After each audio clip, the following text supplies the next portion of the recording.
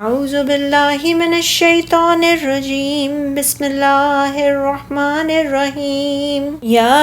اہل الکتاب قد جاءکم رسولنا یبین لکم کثیرا مما کنتم تخفون من الکتاب ویعفو عن کثیر قد جاءکم من اللہ نور وکتاب مبین یہدی بہ اللہ من اتبع رضوانہ سبل السلام ویخرجہم من الظلمات إلى النور بإذنه ويهديهم إلى صراط مستقیم۔ اے اہل کتاب، تمہارے پاس ہمارا رسول آ گیا ہے، وہ تمہارے لیے اللہ کی کتاب کی بہت سی ایسی باتیں ظاہر کرتا ہے جنہیں تم چھپاتے تھے، اور بہت سی باتوں سے درگزر کرتا ہے۔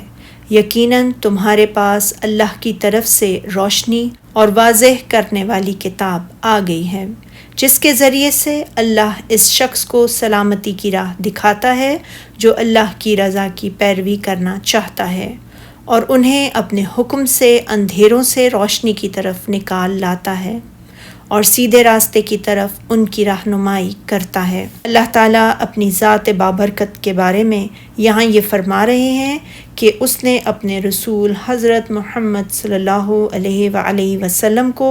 ہدایت اور دین حق کے ساتھ تمام کائنات ارضی کے لوگوں کی طرف مبعوث فرمایا ہے، خواہ وہ عرب ہو یا عجم، امی ہو یا کتابی، اور روشن دلائل اور حق و باطل کے درمیان کھلم کھلے فرق کے ساتھ مبعوث فرمایا ہے۔ چنانچہ ارشاد باری تعالیٰ ہے، اے اہل کتاب، یقیناً تمہارے پاس ہمارے پیغمبر آخر الزماں صلی اللہ علیہ وآلہ وسلم آ گئے ہیں کہ جو کچھ تم کتاب الہی میں سے چھپاتے تھے وہ اس میں سے بہت کچھ تمہیں کھول کھول کر بتا دیتے ہیں اور تمہارے بہت سے قصور معاف کر دیتے ہیں۔ اہل کتاب نے اللہ کی کتاب میں جو تبدیلی، تحریف اور تعویل کی،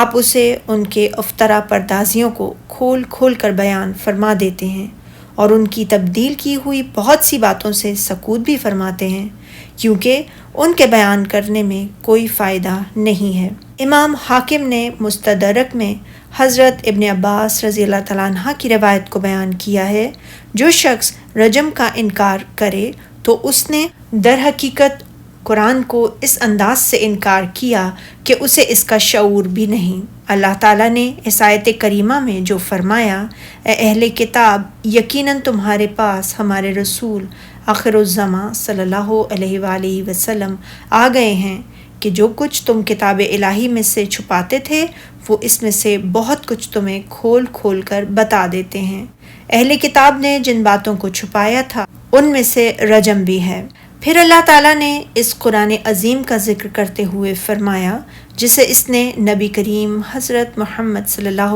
علیہ وآلہ وسلم پر نازل فرمایا، بے شک تمہارے پاس اللہ کی طرف سے روشنی اور واضح کتاب آ چکی ہے، جس کے ذریعے سے اللہ اپنی رضا پر چلنے والوں کو سلامتی کے راستے دکھاتا ہے،